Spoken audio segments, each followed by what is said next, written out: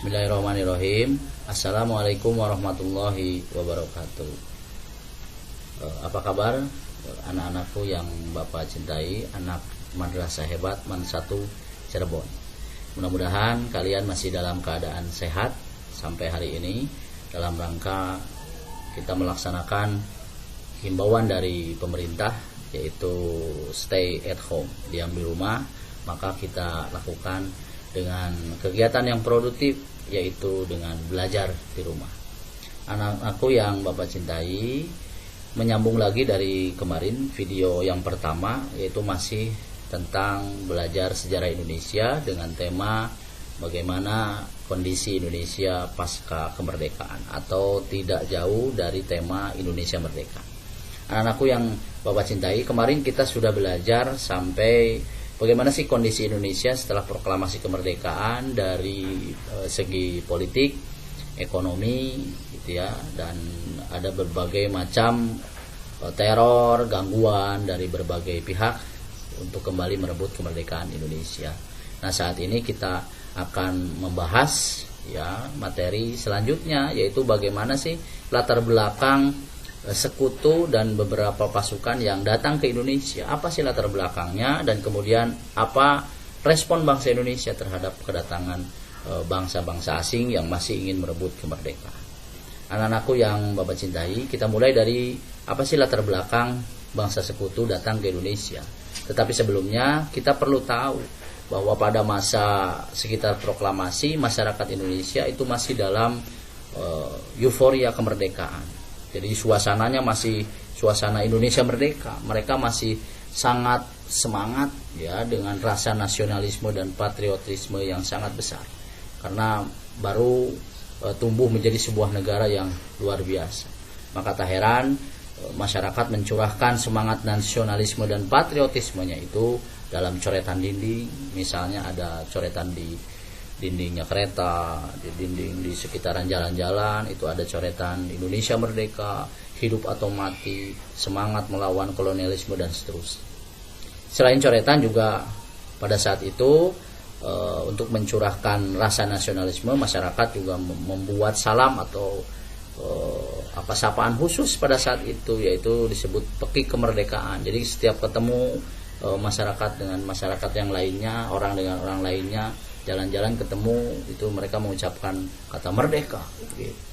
Nah, dijawab dengan merdeka itu untuk istilahnya memberikan semangat satu sama lain, gitu ya. Barangkali saat ini juga kita bisa lakukan untuk melawan corona. Kita bisa menyebut Indonesia bebas corona, misalnya ketemu dengan orang lain bebas corona, ya, nanti corona, gitu ya, bisa untuk memberikan semangat. Anak-anakku yang saya cintai, sebetulnya apa sih latar belakang kedatangan sekutu? Tadi saya sudah jelaskan. Kita awali dari bahwa Jepang, kita kembali lagi jelaskan bahwa Jepang itu sebagai pihak yang kalah dalam Perang Dunia Kedua itu menyerahkan beberapa wilayahnya, kekuasaannya kepada sekutu, terutama di Asia Tenggara. Ada beberapa wilayah yang diberikan atau diserahkan kepada pihak sekutu, yaitu Burma yang sekarang kita kenal dengan sebutan Myanmar, ada Sri Lanka, ada Malaya, ada Sumatera dan Jawa. Sumatera dan Jawa adalah dua wilayah yang merupakan termasuk wilayah Indonesia.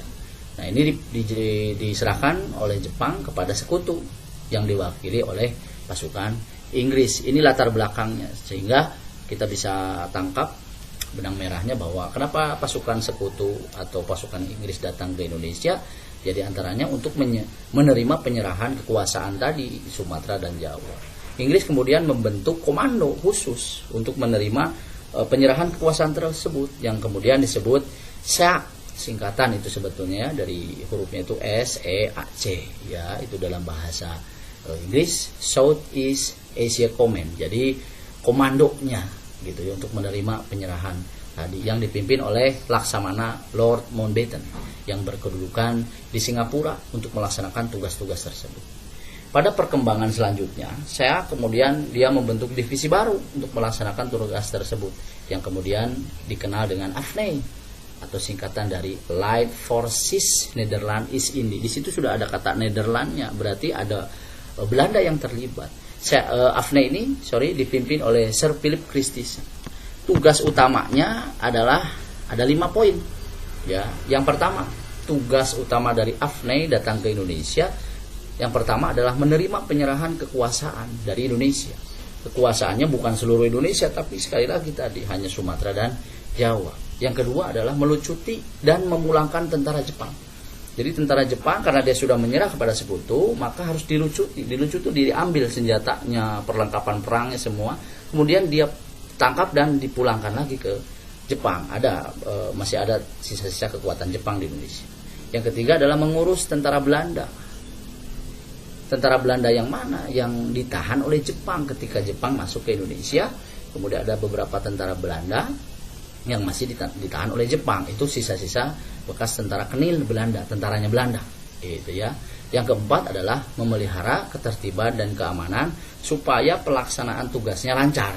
Gitu. Jadi mereka boleh melakukan istilahnya sikap polisionil gitu ya, mengamankan, menertibkan masyarakat dalam rangka pelaksanaan tugasnya biar lancar. Yang kelima adalah menghimpun keterangan atau informasi mengenai praktek kejahatan perang yang dilakukan oleh Jepang di Indonesia, dan kemudian menuntutnya di pengadilan Sekutu, karena sekali lagi Jepang sebagai pihak yang kalah dalam Perang Dunia Kedua. Jadi itu ada 5 poin. Barangkali nanti muncul ya di layar sebelah kiri saya ya, nanti muncul, silakan boleh diingat, dicatat dan seterusnya. Nah, tetapi yang berbahaya bukan tugasnya ini. Karena sebetulnya tugas awalnya ini baik, kalau kita baca 5 poin itu sebetulnya positif buat Indonesia. Gitu ya. Maka pada saat datang pasukan Sekutu pada awalnya masyarakat Indonesia menyambut dengan baik. Ya, karena kalau dilihat dari 5 poin itu positif semuanya. Tetapi yang berbahaya bukan 5 poin itu, yang berbahaya adalah karena ketika pasukan Sekutu datang ke Indonesia itu diboncengi oleh tentara Belanda. Tentara Belanda yang kita tahu dengan sebutannya adalah NICA, ya, NICA, yang kemarin sudah saya singgung sedikit ya, Netherlands Indian Civil Administration. Kenapa diboncengi oleh tentara Belanda? Karena tentara Inggris, ya, yang notabene mewakili Sekutu, itu sudah sebelum datang ke Indonesia itu sudah melakukan perjanjian dengan tentara Belanda. Mereka terikat perjanjian yang disepakati pada tanggal 24 Agustus 1945. Isi perjanjiannya apa? Perjanjian tersebut menyatakan bahwa Belanda akan memegang kekuasaan Indonesia, ya, atas nama Inggris. Jadi Belanda itu akan menguasai Indonesia atas nama Inggris dan akan melaksanakan tugasnya tersebut dilaksanakan oleh divisi pasukannya Belanda yang disebut dengan NICA. Nah, kedatangan pasukan Sekutu ini tentu saja sekali lagi berbahayanya karena diboncengi oleh NICA atau pasukannya Belanda. Jadi secara sederhananya Belanda ingin kembali lagi ke Indonesia. Anak-anakku yang Bapak cintai, kedatangan pasukan Sekutu bersama NICA itu tentu saja bergelombang, tidak langsung datang semuanya gitu ya. Pasukan Sekutu yang singgah ke Indonesia itu secara bergelombang, yaitu dimulai pada tanggal 15 September 1945. Pasukan AFNEI ini ya, atas nama Sekutu tadi, mendarat pertama kali di pelabuhan Tanjung Priuk di Jakarta menggunakan kapal Cumberland dipimpin oleh W.R. Peterson dan disertai oleh tokoh NICA yaitu Van Mook. Nah, ini yang berbahaya karena sudah ada pasukan Belanda NICA di dalamnya. Kemudian disambung lagi setelah tanggal 15 September 1945, nyambung lagi ke tanggal 29 September, masih di bulan yang sama, 29 September 1945. Rombongan besar ini ya, yang hadir rombongan besar ya dari pasukan AFNEI mendarat di Indonesia kembali di bawah pimpinan langsung ya komando tertingginya Sir Philip Christison. Nah, 20 September 1945 ini kenapa disebut rombongan besar? Karena terdiri dari 3 divisi yang hadir ke Indonesia, mendarat ke Indonesia. Ada 3 divisi pasukan yang disebut Divisi India ke-23, itu dipimpin oleh Jenderal Hawthorne yang bertugas itu nanti di Jawa Barat ya, termasuk di Cirebon, barangkali kan termasuk Provinsi Jawa Barat ya. Yang kedua Divisi India kelima, sebutannya Divisi India kelima, pimpinan Jenderal E.C. Mansur yang bertugas di Jawa Timur. Yang ketiga Divisi India ke-26 yang dipimpin oleh Maijen H.M. Chambers ya. Sorry namanya berbahasa Sunda. Berbahasa Inggris maksudnya. Jadi agak susah. Kalau saya sih gampang karena saya selama di Inggris. And a number of British troops who recently landed in Batavia and elsewhere have since been in action. If anyone was inclined to underestimate the trouble here between Dutch and Indonesians, the murder of Brigadier Malaby will certainly have made the gravity of the situation starkly apparent. It looks as if more troops and supplies will be required if order is to be restored, and it's British troops who have to do the job at present.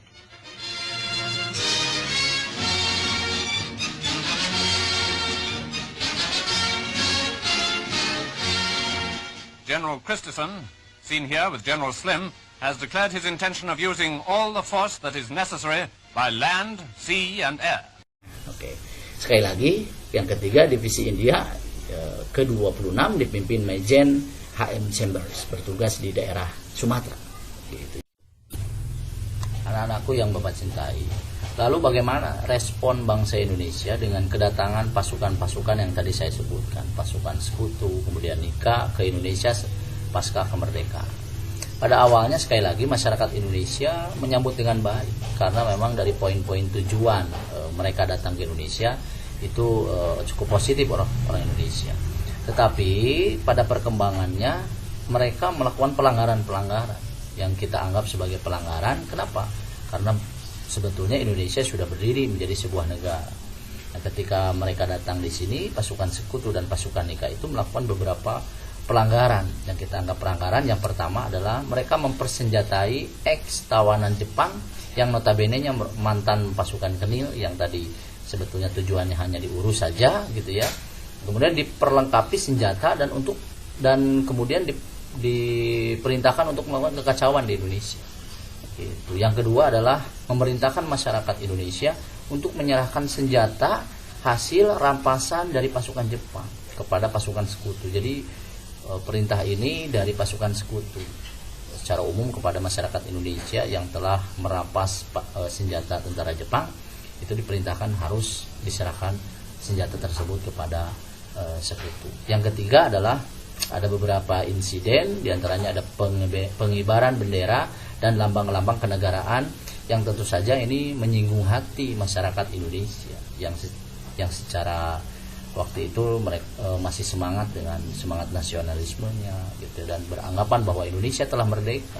Ketika ada pengibaran bendera dan lambang-lambang negara lain, negara asing, itu merupakan sebuah pelanggaran. Nah, maka tak heran setelah perilaku pasukan sekutu seperti itu, maka selanjutnya terjadilah berbagai insiden-insiden, bentrokan-bentrokan antara pasukan sekutu dengan rakyat Indonesia. Ya, nah bentrokan-bentrokan ini hampir terjadi di seluruh wilayah Indonesia. Di antaranya ada insiden bendera di Hotel Yamato, kemudian kita tahu ada pertempuran 5 hari di Semarang, kemudian ada pertempuran Medan Area, kemudian peristiwa Bandung Lautan Api, kemudian ada pertempuran 10 November di Surabaya. Semuanya itu terjadi respon Indonesia terhadap perilaku pasukan sekutu yang sudah melenceng dari niat awal mereka datang ke Indonesia. Nah, nanti bentrokan-bentrokan atau perang-perang yang terjadi antara pasukan Indonesia dengan pasukan sekutu atau rakyat Indonesia dengan sekutu, saya akan bahas pada video-video selanjutnya, karena ini harus dibahas secara mendalam karena ada beberapa video pembelajarannya gitu yang harus saya bahas secara mendalam. Jadi saksikan video-video selanjutnya. Barangkali cukup demikian ya, cukup sampai di sini untuk penjelasan materi hari ini. Terima kasih saya ucapkan karena masih semangat belajar di tengah keterbatasan kita semuanya ini, dan kita harus tetap optimis. Saya ingin akhiri dengan sebuah pantun biar seru ya. Pantunnya seperti ini. Hari ini minum jamu, hari esok bebas corona.